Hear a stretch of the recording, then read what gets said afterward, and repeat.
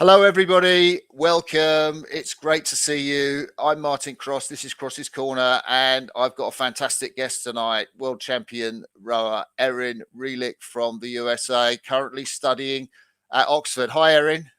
Hello. It's great that you're here, and we're going to get into rowing at Oxford and rowing in the States and all things rowing. Just before we get started, just a little word from our sponsors, Ludum, who I think many of you will know run the Rowers Conference. It's the sixth time they've done this. Last year was virtual. There was that interview with Jurgen Grobler. This year, the conference is back on again. It's had some fantastic guests, Mike Spracklin, Paul Thompson, Bobby Thatcher, Catherine Granger, to name but a few. Lots of experts in lots of different fields. And this year is no exception. It's happening at Dorney Lake again, which those of you that go to the conference will know it's a great venue. Mehdi Cordy is one of the speakers this year, Dr. Mehdi Cordy, coach and scientist at the Royal Dutch Cycling Federation. And there's a great crossover between lots of sports at the conference, which is one of the high points of it. Grace Prendergast is speaking, one of Erin's potential rivals, I think, in the boat race. The Kiwi Olympic and world champion rower, and Dr. Kath Bishop, author of The Long Win. And you can get a discount, an early bird discount, if you go and visit the rowersconference.com and you put in the code Crossy20, apparently. And things will appear on the bottom of the screen, I think, during our chat. So that's the Rowers Conference. Check it out if you can. Erin, how has your training been today then? What have you been doing? Well, actually, currently, I had a little bit of a minor procedure a couple of days ago. So I'm currently just taking it very easy. And I went for a walk today, which was kind of a big deal. But besides that, this year in general, training's been going pretty well, actually. It's, I think after being with the US for so many years, training got a little redundant and tough, as it does for everyone. But I think I'm starting to kind of enjoy it a little bit more again, which is pretty exciting. So that's a big thing. So I kind of want, are you one of these people that can't stand not training, and you kind of get twitchy if you have a day off or 2 days off, or are you okay about stuff like that? I think as I'm starting to get a little bit older, my body doesn't like days off really. I think I typically am the type of person who would much rather just, if it's a rest day, you take a rest day, you just take the day off and lounge around. But yeah, now my body doesn't really like that. So I honestly find it's much easier to just like do a little bit of something every day than deal with the repercussions of my body not working out for a day. Yeah. So yeah, it's a thing I think that's come with age. So yeah, can't believe we're talking about age and you're only 27. Yeah. That's ludicrous. But I kind of know what you mean, because you've been rowing for so long. Could I just ask you, when are you hoping, or when is it projected you'll get back in the boat again? I should be back in the boat within a few days, so it won't be. It's not very long. just a small break. But yeah, should be ready to go for trial 8s in 9 days. Oh wow! So that's really exciting. So that's on the 19th, I think, your trial 8s. Yes, 19th of December. Yep. Oh wow!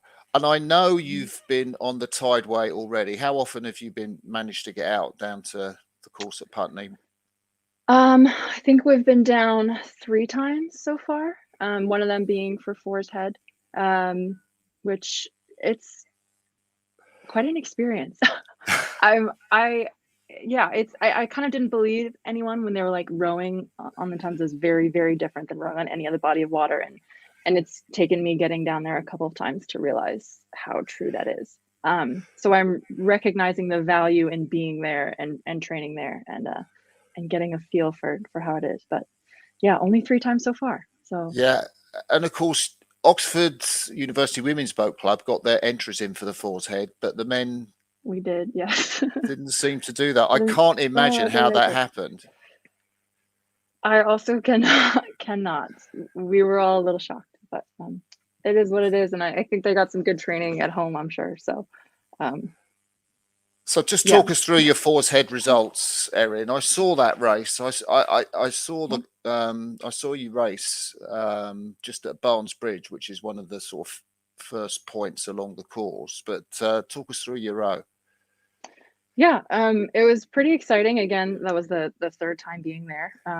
So I think most of it was kind of just like head out of the boat, majority of the warm up, looking around, getting commentating from our bow seat, who has rode there a lot, kind of pointing everything out. But it was a really fun race. Kind of getting back into the head style of racing, and it's done very differently here in the UK, where everyone has to head up. I think of Head of the Charles. Boston is basically the main experience that Americans have with head racing, but everyone heading up past the start line, spinning around and waiting is definitely a unique experience. But no, it was a good race. I think we learned a lot. I think we definitely have some things that we can improve upon, and again, just being on the water and learning the course and having our coxswains steer that line, even if it's backwards, is super valuable. But yeah, we learned a lot. Know what we have to do moving forward a little bit, especially in terms of that 4. But all in all, good experience, good time. Was happy to be there. That's brilliant. So we'll talk more about the rowing Oxford in just a moment, but sure. Take us back to when you decided that Oxford was going to be a place you'd like to spend some time at. Yeah, so it was actually a couple years ago. I was starting to think about my transition out of the training center after 2020, back in maybe the end of 2018, maybe 2019. I had 2 teammates, Liv Coffey, who rode for Cambridge, and then Karin Davies, who was also at Oxford. And I think having conversations with them, listening to their stories, it honestly just sounded like such an experience that I was very interested in having. So yeah, the interest started pretty early. I think while I was training, things seemed to just move very slowly. So I would have a deadline that would be months away, and then suddenly the deadline was like 2 days away, and I don't know how that happened. But anyway, submitted applications in 2019, and about a month after the Olympics were postponed, I got a notification. I was like, oh, you have an interview for the Oxford MBA. Oh, wow. And so at that point, it was a little bit like, oof, okay, this has become slightly bad timing. And so things didn't end up working out for the 2020 class, but again, reapplied in 2020 for 2021 and 2022, and then was accepted, and pretty easy decision from there on. But it's been a while. It's been in the process of things for a while. So, and what's it like being a student again? I know you're at Princeton. Oof. Yeah, it's been a transition. Yeah, it's definitely been a little bit difficult for the first few months. I think I'm finally starting to settle in a little more, get a better routine. After practice, I only want to go take a nap, which is what I've done for the past 5 years. So having to, have the mental willpower to sit down at a desk and study has been tough, but it's definitely rewarding. It's definitely something that I've missed. So again, I'm happy to have the opportunity to do both right now. And what about the atmosphere in the squads, in the women that you're rowing with? I mean, what did you notice when you first joined the squad? What was different? What was, what you expected, and what was not what you expected? Yeah. I mean, I had heard that it's a young squad, and I think, I joined the US Training Center in 2016, right after I had graduated. So I had for a little while been like the youngest. And then so kind of transitioning almost immediately to that role of being, you're definitely the oldest here, has been different. Are you the oldest? I am the second oldest, right behind Anastasia. Yeah. Anastasia. Yeah. By a couple of days. Her birthday was just a few days ago. Oh, so, wow. Yeah, so we're pretty close in age there. But yeah, It's been actually really refreshing, and I think that's something, having all these younger athletes has been something that's been pretty encouraging in terms of me starting to really enjoy the sport again. Not that I didn't before, but there's highs and lows. Yeah, that's right. We'll get into that. Yeah, well, I'm sure we will. But seeing other people being a part of a team that's so fun and energetic, and it is kind of starting to remind me a little bit of why I started to love this sport, and the great things that you can get out of it. So yeah, that's something that I guess I expected, but then was also unexpected. Yeah. But yeah, it's also it's an environment that is really positive, which is again really helpful for, I feel like, where I'm currently at. It's a group that wants to do things together and wants to get faster together and is very encouraging of each other. And I think it's truly is refreshing, and it's nice, and there's a lot of genuine feeling behind it, which is pretty awesome. So that's lovely. So I'm not thinking you're going to leave people out, but we've only got so long. But maybe you could give us a few little pen portraits of your squad yeah, absolutely. mates. Yeah, that'd be really Yeah. nice to. Well, I can start with Anastasia Posner, who I call Chitty as her maiden name. Yeah. She is the GB rower who was on the team, the GB national team in 2017. She is incredible. She was our bow seat in the Fours Head boat. She's finishing up her final year in med school, which is, I think I'm busy. It's insane. Hands down, no idea how she's doing it. But yeah, she is excellent to have around, because this will be her 5th boat race, which is pretty incredible. So I think in terms of knowledgeability and everything that comes with having competed in 4 boat races, so that's great to have. We have Gabby Smith, who is a Canadian Olympian from Tokyo. She was in the women's double, and she's great. Just starting to get to know her a little more. She is an absolute powerhouse, which is incredible. There is Christine Cavallo, who was in the U.S. system for a little while with the lightweights. Oh, yes. 2019 yes, women's double, yeah. Yeah.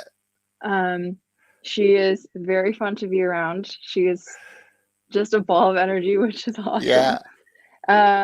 Others, we have Amelia Standing, who's the president this year. Yeah. U23 world champion this past summer in the women's 4. Love that one. Yeah. We've got we do have a Princeton lightweight named Annie, who was actually, I managed to not overlap with her. We missed each other by a year. Oh, wow. But she's doing incredible on the team, and it's fun to kind of have that generational divide between Princeton Tigers on the team. So yeah. But yeah, that's a good chunk of the team there. It's a great chunk of the team. And what about the coaching? And I mean, how different is it to the coaching that you're used to, and how are you getting on with your coach? Well, we have Andy and James. Andy is incredible. I think I've gotten probably more coaching in the past few months than I've gotten in a really long time. Wow. So really nice to have, a lot of hands-on working with people, working to match people up. And I mean, yeah, again, I've been in touch with him for a little while in terms of looking at Oxford for a while. But, one of the first conversations I had with him was he just mentioned, he said, after practice, just come, like, we'll sit in the office, get a few people around, whatever, have a conversation. How do things go? How are things going? What do we think we can do better? And so he's really done a great job of creating this open dialogue between the athletes, in terms of letting him know what's working, what's not working. And then there's James, the assistant coach, who is also awesome. Haven't been able to work with him quite as much, but he checks in on a regular basis and is always there to lend an ear and offer advice when needed, which is really great. But all in all, I think they're a great coaching staff, and I feel like they're making they're doing a really good job in terms of logistics, I guess. Yeah. Yeah, because being here, I'm sure, it's been mentioned before, but, practice times are really difficult to make, which is actually something I've never experienced before. At my undergrad, we had a designated time where there were no classes across the university. So there was really? a time, yes, that was like set aside for, extracurriculars. And so here, having to figure out how to manage both has been really difficult. But, the flexibility of the coaches and, of course, of everyone on the team has been great. So, yeah, really enjoyed it so far. So are there some classes you have to miss, or do you just have to get up early? How does that work? So it kind of depends. Some things you can move around. Sometimes I will only have classes in the mornings. Sometimes things are recorded. So if I can't make it to the live lecture, then it will be pre-recorded and I can watch it that evening. But then, again, there are times where, there's a mandatory something or something you don't want to miss. And then it's kind of about communicating with the coaches and communicating with your boat at the time to try to figure out a way that things work. So it's definitely a tricky thing to manage for sure. But then again, there are always ergs right down the road at our indoor facility. So if you can't make it on the water that day, then you can head down the road and go erg by yourself. So you can always get in a workout. What's the balance between stuff on the water that you're doing, stuff on the land, and the rowing machines? What sort of schedule do you operate? Yeah, it's been a pretty water-dominated schedule, which I think is incredible. Also, since it's December 10th right now, I'm surprised I'm saying that. But yeah, it's, there's a little bit of a mix, of course, on your bad days in terms of wind or whatnot, and then you move indoors. But no, I'm really appreciating the amount of time that is spent on the water, rather than just grinding away on the erg, which we all love. But yeah.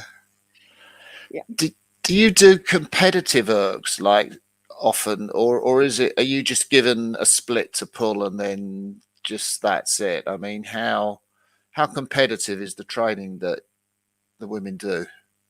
I think it's reasonably competitive. Everyone has, a steady state split or goal that you're not going to be competitive with, which I think is pretty important, actually. Yeah. But then, we regularly check in and have some sort of test or something that gives a ranking or whatnot. But then, I think the most important part is that the important pieces are done on the water. And so while you can get an idea from the erg, which is ever so often, most of it's all about the sea racing, really. So I'm going to ask you, Erin, what your 2K PB is. Not this year, but your all-time 2K PB. My all-time 2K PB is a 6:46 rate capped out of 30. Oh wow! And when did you do that? That was December of 2019. Okay. Yeah. Okay. Yeah. Mm-hmm. And I guess the 5K sort of test is quite an important measure for you guys, hoping to do the boat race course. Yeah, absolutely. Which is a bummer because I'm much more, I don't know, I'm better at 2Ks than I am at 5Ks. Yeah. So I'll admit it. Yes, I missed the 2K already, but yeah, absolutely. It's an important measure. We're happy to have done a few of them so far, and I'm honestly, after the last one, I'm already looking forward to the next one. So to be fair, it's better than a 6K, which is what we would do at the training center a lot. So I'll take the 5K any day. Yeah. Barnaby Delars was talking to us the other day, and he said about an hour test that the guys seem to do at free rate, which sounded like he thought it was great. I couldn't believe it. He's like pulling 1:39s or, you know? That's insane. Yeah. The women do that one as well. I think I missed it. I was a little injured earlier in the season. Yeah. Unfortunately, I missed it, so I can't tell you how good or terrible it Yeah, is, that's but yeah. doesn't sound fun. But No. I think it'd be a mentally very challenging test, and also probably a test where you learn a lot about yourself and your fitness capabilities and what you could do on a So over an hour. give us an insight technically in terms of, you know, you've been in the American system for so long. What's different in terms of what they want you to row like at Oxford, or what's the same? I mean, Yeah, that's a good question. I think the US system, we eventually kind of adopted this. Well, I feel like everything we did was pretty low rate. So even when I'm talking about my 2K PR at a rate cap 30, everything was reasonably low up until, we're 2 months from a serious race. I mean, even before World Cups, we wouldn't do anything up until the week before traveling. Like that would be over 32. And so I think in terms of technical aspect, what I would always think at the training center was just like basically like longer, and you just pull as hard as you can every stroke. And I think one of the great things here that Andy does a really good job with is trying to emphasize getting more out of doing less. I think, in the past, there's just been this, you just pick up the load and you like heave it as hard as you can and throw your body back. And, it is, the more weight you have behind the oar, the better off you are, which again works in some sense for some people, especially at those lower rates. It's great. But trying to do that here was just like, no, that doesn't work. Which is fair because, it's hard to match. yeah. So I think, the kind of the technical emphasis of staying a little more upright, sitting on your seat, not going beyond your means, and making sure you're, making it not harder than it needs to be. Yeah. That's really interesting. And of course, the boat race is so much more than just the physical aspects, which is tough enough, or the technical aspects. It's also very much a mental test as well, big mental test. I mean, how much have you guys been talking about that? And sometimes I know, you know, old blues come and chat to the teams and say, this was what it was like in my day, and this is what you can expect. I mean, how much preparation have you had for those mental tests that you will endure? I would like to say the hour test was probably a really good tool for that, for mental toughness. But no, we haven't really had any conversations with old blues yet for the women's team in terms of that. But we do in between practices always have a sit down. We're always watching some old boat races, Oh, kind of really? understanding the logic between things, why this person made this decision or this decision, why it's right, why it's wrong. And there's always kind of an aspect of what this race takes to get through. And I think that was one of the things that kind of shocked me in the beginning when, I first got here and was at the boathouse, and we were sitting in between sessions and kind of listening to Andy talk about these things, was like, oh my gosh, what did I just sign up for? I don't yeah, this is like but no, it's a huge aspect. And I think we're all working to prep for it as best we can. And yeah, I'm sure there will be plenty more to come. Yeah, and I guess the trial eight's a part of that process of going over the championship course in the right direction. I know you've done it for the Force Head for the first time. I mean, how are they positioned by the coaching staff, the trial eights in terms of? I mean, the goal is to make 2 even eights so we can really test that toughness there. And yeah, we'll see how it goes. Again, I missed a couple of days of preparation for it, but I'm pretty excited because it's kind of going to come down to see who really is mentally the toughest, with 2, ideally 2 perfectly even both out there. besides strength, besides your technique, besides anything else, like who is going to cross the line first based on their mental capabilities. So it'll be a teller. It'll be a real spectacle, I'm sure, but should be a lot of fun. Because you must be a tough cookie, because I know you have won world championships and world championship medals from the stroke seat. In fact, you stroked the US 8 in 2019, which is like big respect for anyone that does that. So I guess you're one tough cookie. I would like to think I am, yes. I hope so. Yeah. So how close to the stroke seat will you be sitting in the Oxford boat? We'll see. I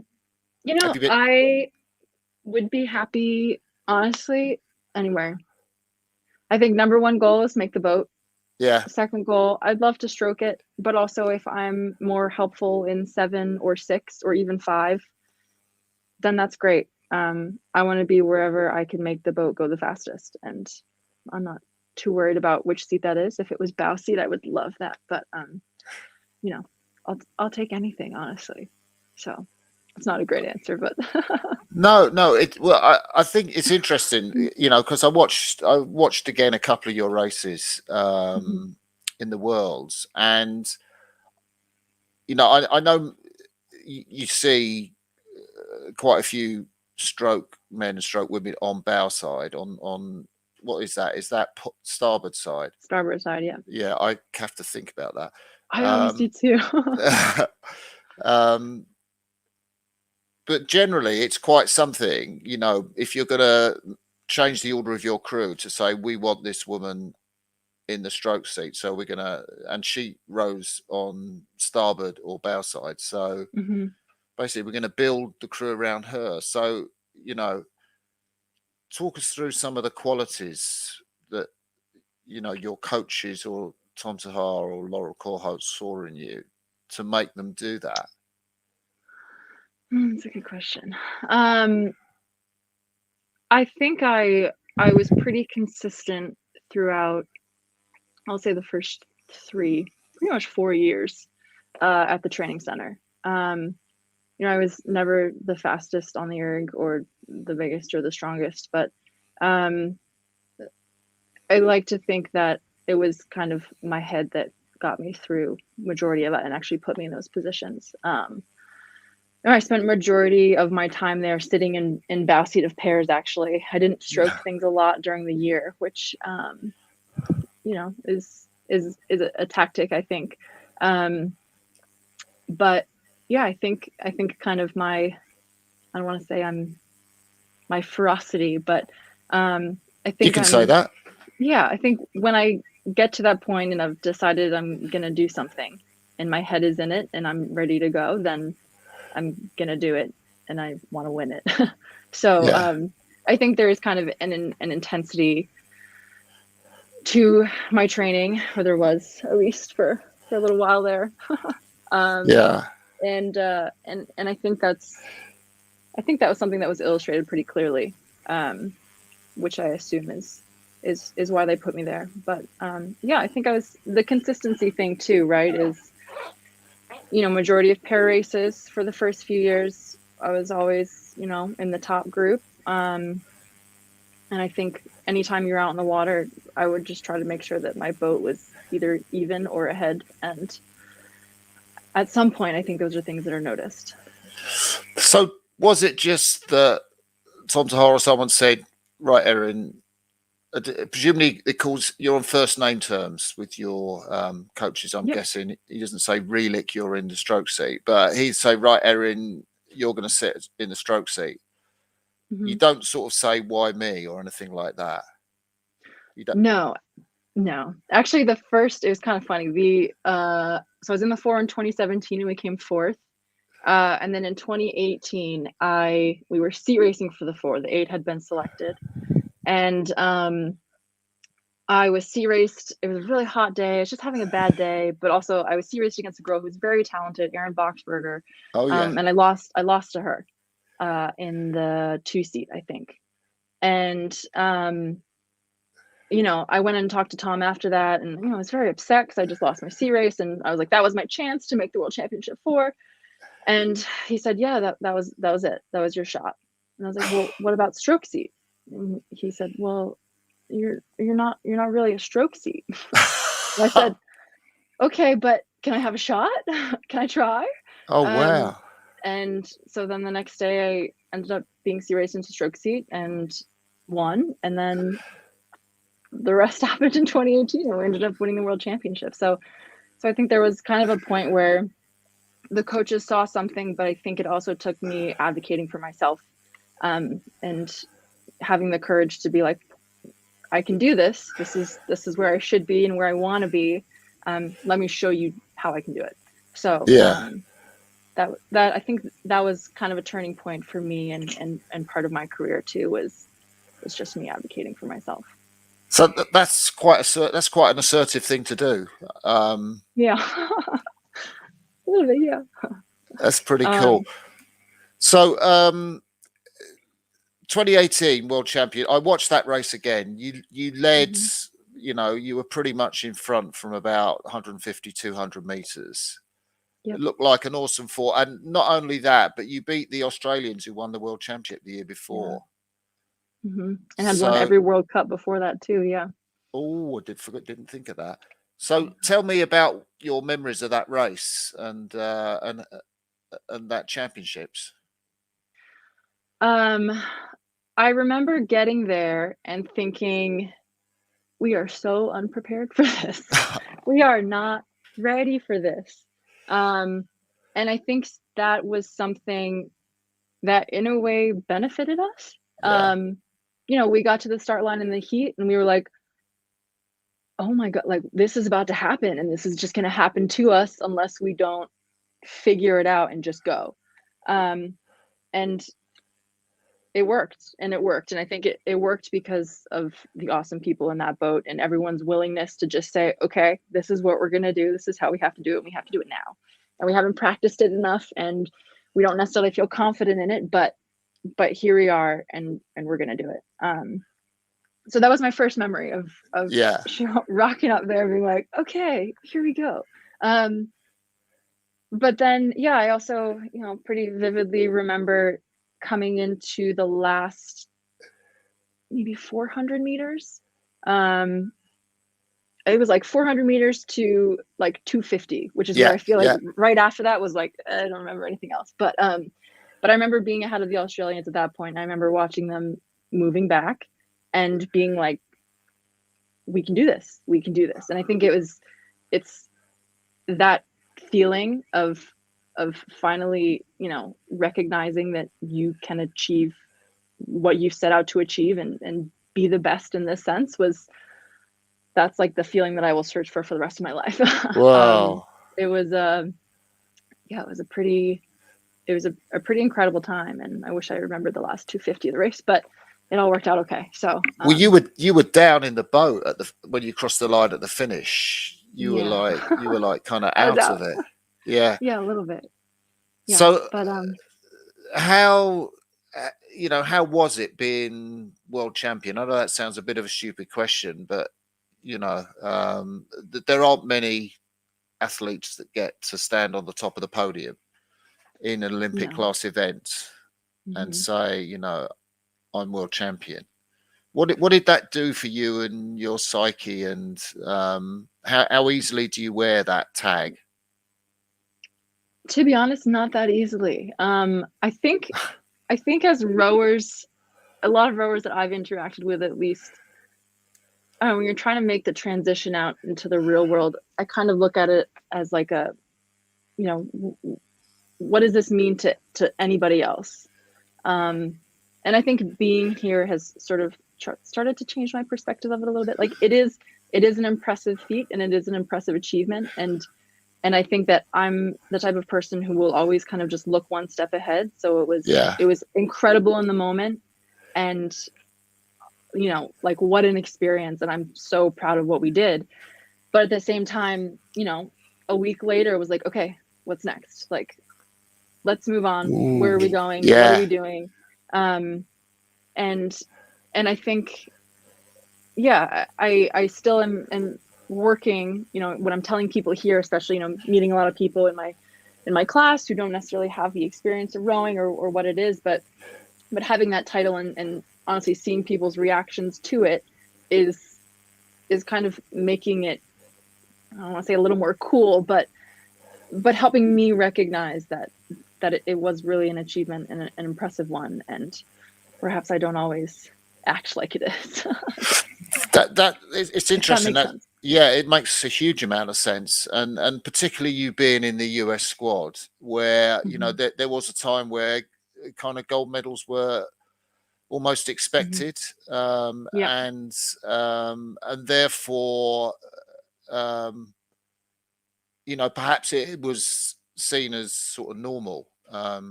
Yeah. I mean, absolutely.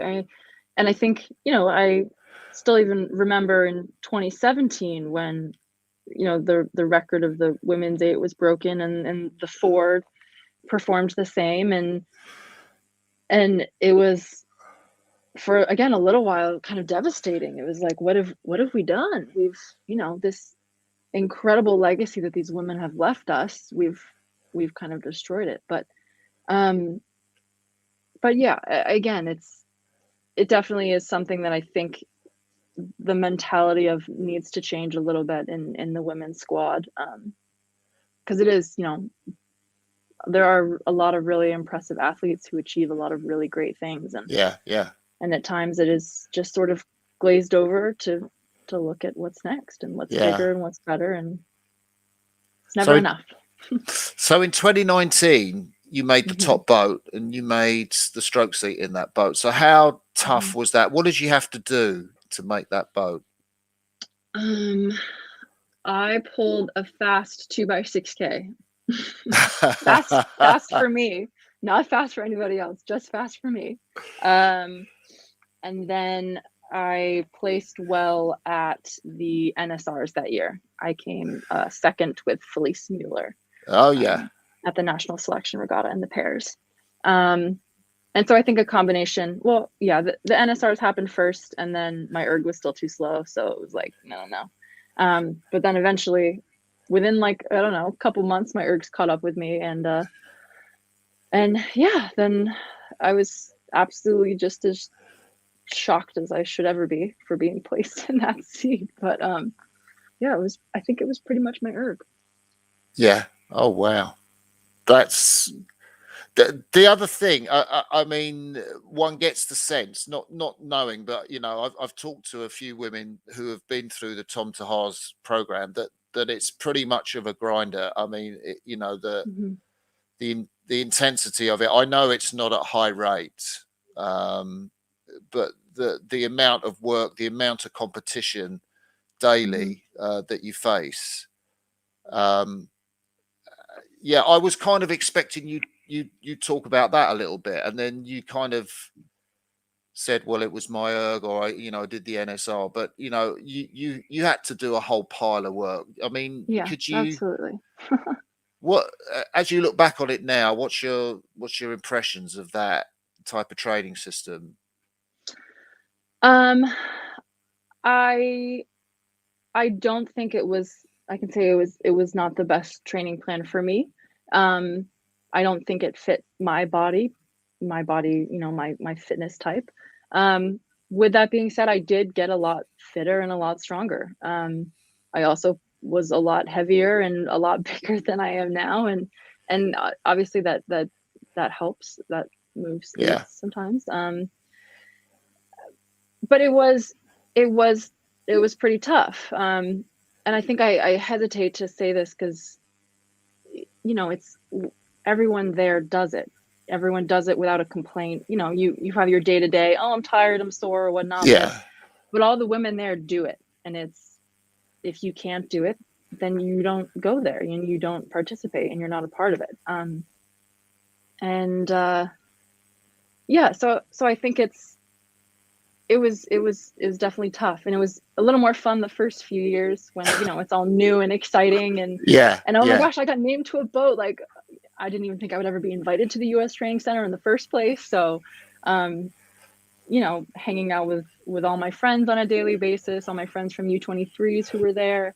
I was like 2 years in, I was like, this is the best life. I could do this forever. Like, got my buddies here. We hang out all the time. We just like eat and lay in bed and go to training. And I think, it starts to kind of wear on you, I'll be honest. And I think that's probably why my career ended as it did. But it's a grind. It's really tough. And it's produces some results at times, and it works for some people really well. You have some of the fittest women in the world on that team, which is incredibly impressive, and they work so freaking hard to do it. But again, I guess I do struggle a little bit to kind of acknowledge it in that sense, because there are women who are following that training plan right now who are just digging themselves into a hole to get faster for 2024, and it's tough, but yeah. I talked with Megan Calmo about being in the system, and I asked her about Tom's coaching, and in terms of I know that I understand that there were kind of complaints about the way both Tom Tahar was coaching and Mike Tatey was coaching. And I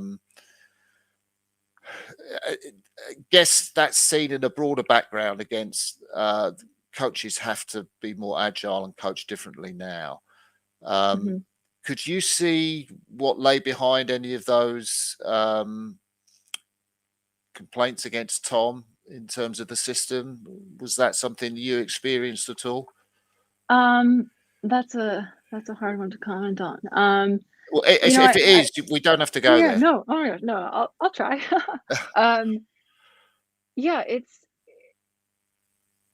I think me personally, I typically do respond reasonably well to a coach who will just tell me what to do so I can go do it. And there are athletes who don't respond that way, and I think that's perfectly acceptable. And there are definitely times where I didn't quite see eye to eye with decisions made or whatnot, and there are some cases where I feel that I didn't quite get what I should have gotten out of an interaction or whatnot. But for me personally, and just speaking from my experience, I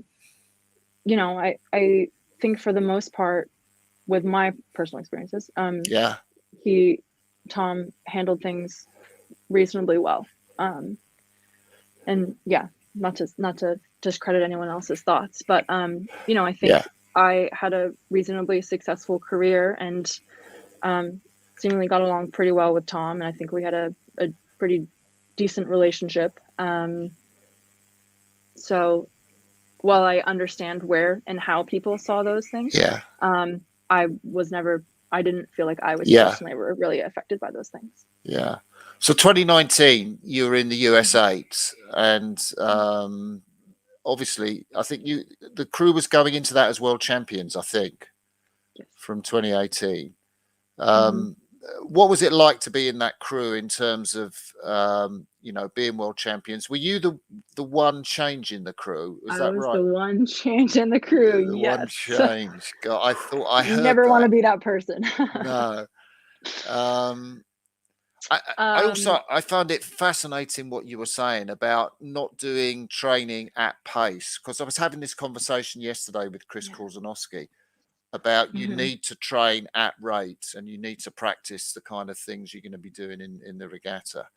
And my sense of the American women is they just go bam, hard as they can, bam. And, if that's 34, it's 34, if it's 35, maybe.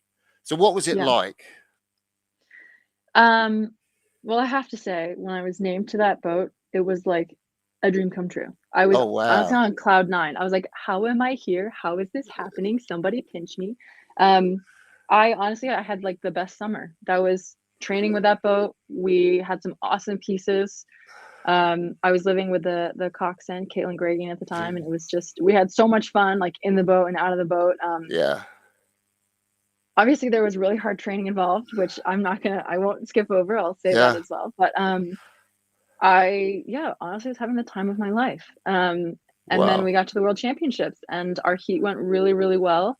We had a couple of things being changed days before the heat, which wasn't abnormal in terms of trying to figure out how we're rowing or what style we're rowing or how all that is working, which again, it wasn't necessarily an abnormal thing. We had kind of dealt with that a little bit in 2018, or I heard they dealt with that in 2018. But then getting to the final, and people have a lot of different opinions on this, so I'll just speak for myself, but it felt like everyone was just doing their own thing. Oh, really? There was no, we were not calm, we were not relaxed, we were not prepared to like move like we knew we could. And yeah, it was a huge bummer, especially being that one person who switched out of the World Championship or the Championship 8. So yeah, it was a huge turnaround. I felt like from the entire summer of training, and even from our heat through to that final, it was just like night and day of what happened in that boat, which even to this day I can speculate, but I have no idea. I have no idea. I got out there and I thought I was doing what I had always done, and at the end of the day it wasn't good enough. So yeah. What's your relationship with that bronze medal then? Now, as I'm working on it, I'm happy. I look back at it and it was incredible. What a great experience. Like all in all, the experiences that I had racing with the team were awesome. It helps me kind of block out all the training that was so terrible. I worked hard for that medal. Yeah. So if it's a bronze, if it's a gold, that was the result of my work. And at the end of the day, it's, what else can you say? You could try to go back and do something different, but that's not really the reality of it. So I'm proud of it now. And where do you keep your medals? Because do you keep them at home or at your mum and dad's, or? They are currently at my sister's house in Princeton, New Jersey. Yeah. So as I was scrambling to pack up all my stuff and leave the States, left all my stuff with her. So they're hers. Yeah. They're displayed under a photo of the 2018 4 in the guest room. And oh wow. Yeah, nice place. That's pretty cool. So one thing that I've been really interested to talk to you about is what happened between 2019 and the Olympics. Because I won't even go just what happened. Okay. This is story time. So cancellation. I think things weren't looking great for me in 2020. I came back after 2019 and got in a pair, and usually again I was one of the top performers in a pair, which I felt like is where I got a lot of my opportunities from. And I couldn't move a pair. I don't know. I think I look at it as stroking the 8. There's a rhythm you have to set up and a way that you have to get on the front end that is just not conducive to pair speed. That's the best way that I rationalize it to myself, because something pretty drastically changed in me from being like top 3 of pairs to suddenly coming last and everything. And it was a little disheartening, but I was doing fine on the erg and feel like I was still getting opportunities to sit in certain boats, which was promising. And so 2020 I thought would be okay. I feel like at the end of the day I would have backed myself to have made it a boat. And then cancellation. I was one of the many who got COVID pretty early on. How was that? How did you experience it? I think I had so much adrenaline from the Olympics being canceled, because it was right around the same time, that I kind of tried to push through it. I remember trying to go for a run and just not being able to breathe and having to just like walk the run and be like, oh, it's just because I'm tired. It's just, it's something else. I just kind of like brushed it off. Retrospectively, looking back at my training logs and the splits I was going and what I was trying to do, it was like, no, it makes a lot of sense. So I had a pretty rough 3 months of training. It was, I remember, I'm sitting on the erg going 215 splits, which is like 10 splits slower than I normally would for steady. And my heart rate's at 170, which is way out of zone. And just being like, what is happening? And that was kind of the situation for about a month and a half. And then returned to the training center. We were still in singles. And so we were doing all of our fall selection in singles. And I think I'm a little uneven. So sculling is not my forte anymore. So I ended up getting injured for a little while, sat on the bike for a while in the fall. And then, went out to Chula in the winter, which is where we train out in California, and just wasn't boated for a lot of it. We had an excess number of starbirds on the team, so there was probably 7 of us who were either told, you can go row in the single or you can erg, but you won't be rotated in with the ports.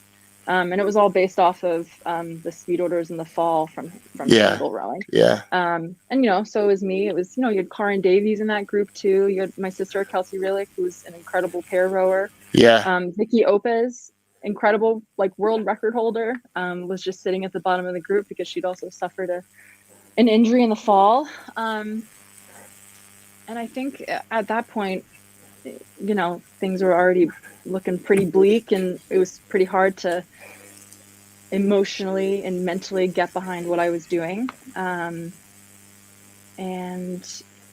So we came back to Princeton. This is a long story. We came back to Princeton, and in April, I think.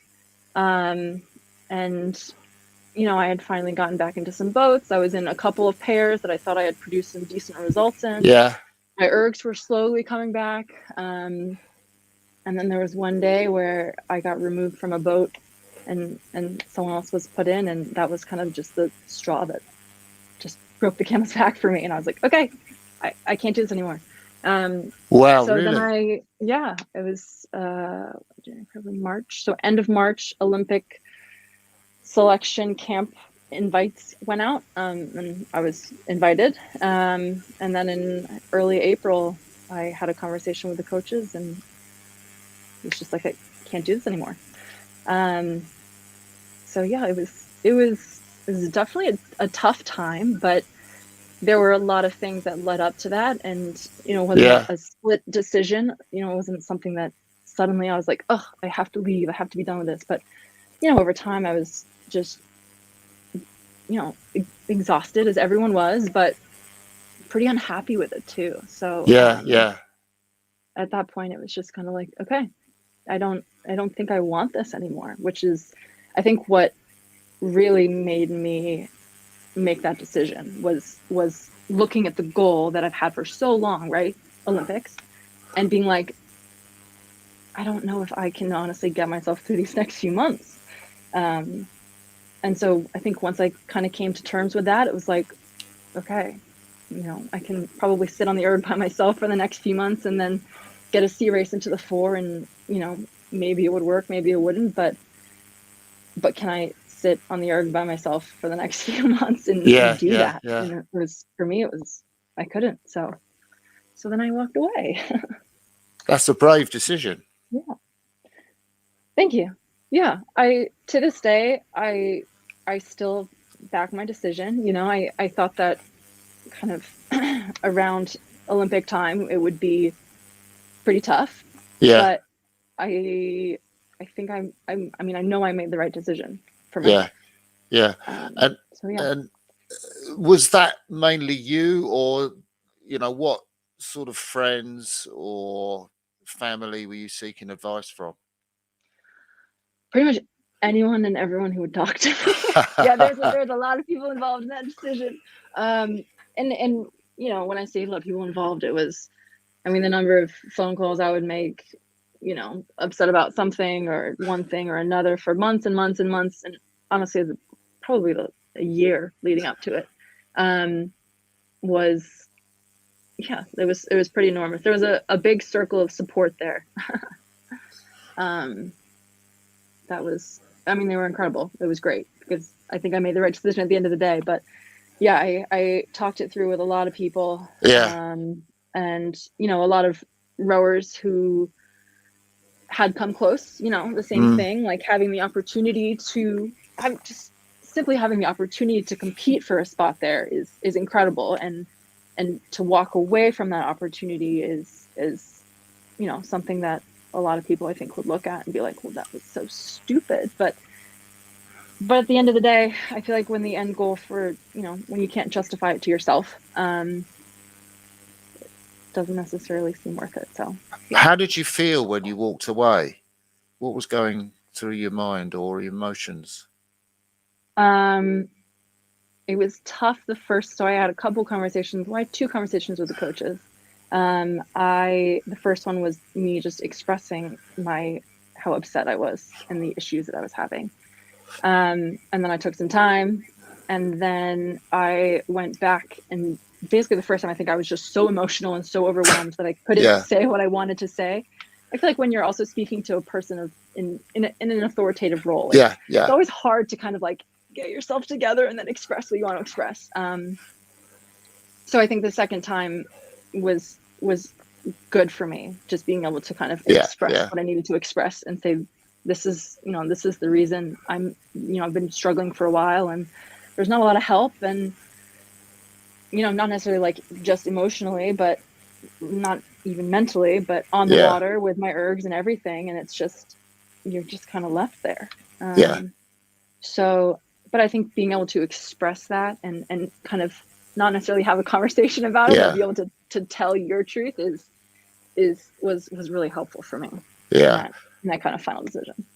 And then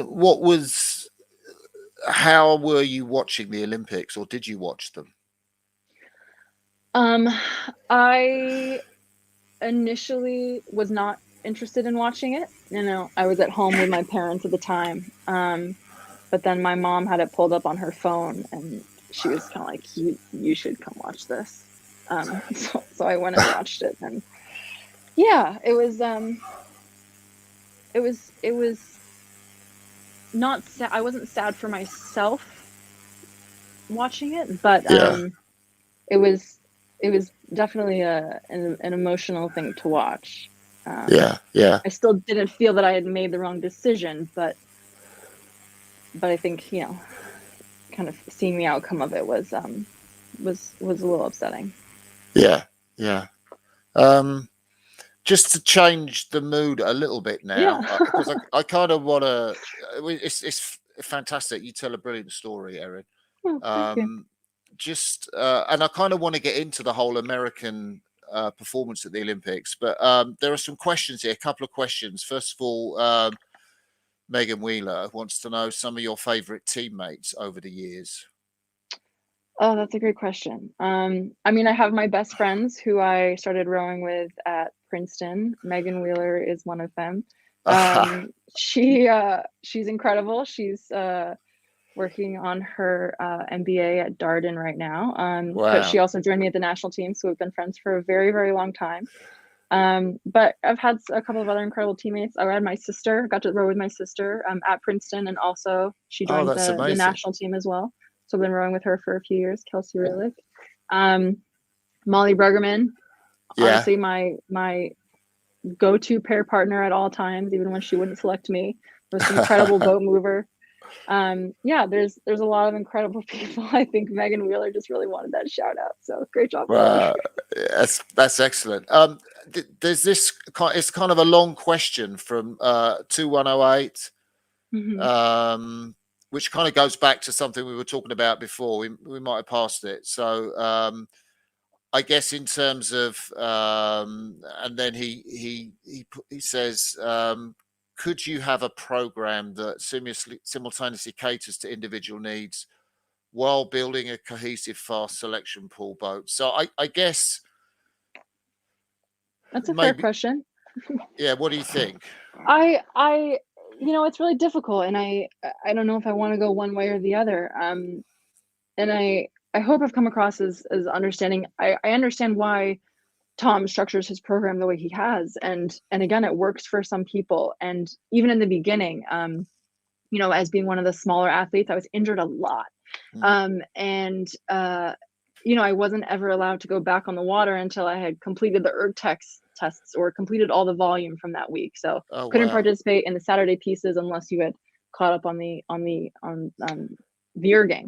I remember there were some athletes coming in who later on hadn't quite completed all of the erg workouts, but were still allowed to go on the water. And I remember thinking, like, this is just not fair. This is not fair. So I myself have absolutely been, the type of stickler about these rules. Like a program that conforms to everybody. But I feel like in the US system, it's you're in such a hole physically that, like, if somebody doesn't complete the 20K or the extra 40K on the erg that they missed, it's like that's as an athlete, you would view that as what's the word I'm looking for? An advantage for them on the water during pieces, right? And so it's absolutely a tough question. I think when selection time comes, things are different. But I understand, the difficulty in creating a system that, that kind of works for everybody. I think you have to pick what works for the most people and stick with it, which I think is what the US system does. And it's just unfortunate it didn't quite work for me. Just before we talk about US rowing and where it is now, I just wanted to mention that amazing feat. Was it in 2014 where you doubled up and won under 23 gold in the women's 8 and the women's 4? Yeah. Which is a sensational result. Yeah, that was also pretty exciting. I think that was kind of the beginning of my, I don't know how to start it, but basically me just surprising people constantly. I actually was never really invited to that camp initially. I was on the wait list for the U23 selection camp. My erg wasn't fast enough. And then some people couldn't make it and they dropped out. So I finally got an invite in, and then ended up being in 2 boats and won 2 gold medals. So it was pretty, it was a great summer. It was kind of a little bit of a redemption row of, you don't want to invite me, like, okay, I'll show you. I'll show you how good I can be. Wow. So yeah. I mean, I'm getting the picture of you as an amazing oarswoman, particularly, with the erg, you're always trying to push the erg up higher to compete with some of the stronger women.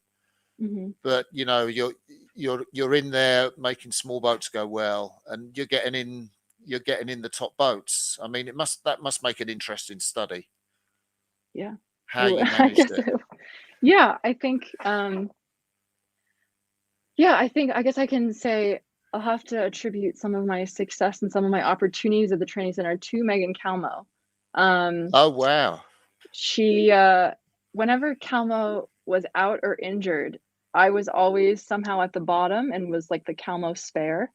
So at World Cup 2 in 2017, she couldn't race the heat. And so I jumped into the pair right after my race in the 4 with Tracy. Wow. And we won the heat with Tracy Iser. Yeah. And we won the heat, and then they moved on to the final. The same thing happened at NSRs in 2019. 2018. Calmo got injured. I think she hurt her back or something. And I wasn't supposed to race NSRs because I was also injured or had a slow erg or yada, yada, yada, one of the many things. Yeah. But then jumped in the pair with Tracy 3 days before the NSR and we won. So wow. I think having those opportunities and then kind of capitalizing on them was definitely something, it was a tool that kind of showed the coaches what I'm here for and what I can do. So I think that was a big part of it. And I forgot how I got on this rant, but yes.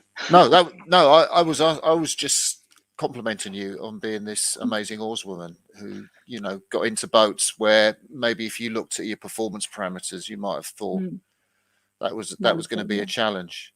So US rowing now, no medals at the Olympics. No. for the first time. Change very much the word that seems to be going to happen to the US system. I mean, what's your take on all that? I'm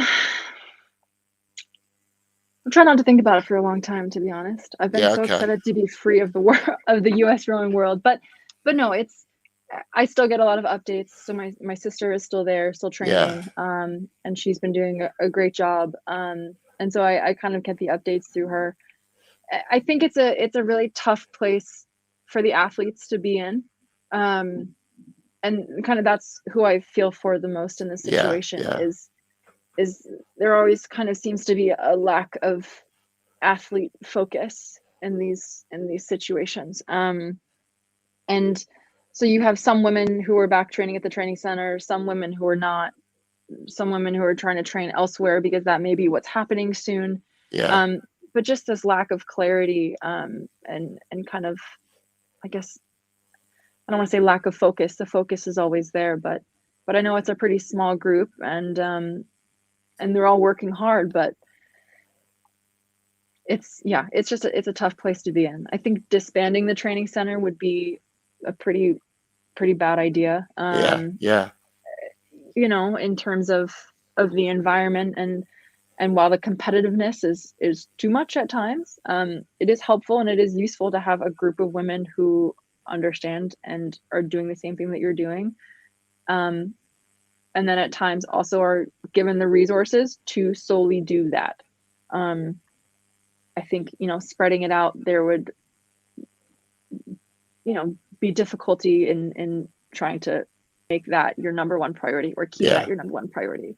The community in Princeton is incredible. I mean, like the host families that we have were like the most welcoming people that I think I'll ever meet. Sorry, to clarify that, we never really made enough to afford our own housing there. So we live with families who would open their homes to us. And, you know, there was a family that I lived with for a year, and then another family that I lived for a couple of years, and they're just like hands down awesome. And I think leaving that setup where you can just focus on your rowing, and, you know, you don't have to necessarily worry about housing or going to work or whatnot, is great. With that being said, working would be awesome. Would be great, but you know, we'll see how it turns out. So Erin, what lies ahead for you in the future? You've got your eyes on selection for the women's boat race this spring. Sorry, go ahead. What about after that? I'm thinking that you've made a break now with the national team, so I'm not going to ask you about the Paris Olympics because that's. Hey, you never know. No, I'm just kidding. I know. Well, I know it's a no. No, I think my focus is here for now. And again, I'm really, this team and this environment is, you know, starting to kind of foster my enjoyment of the sport again, which is great. Fantastic.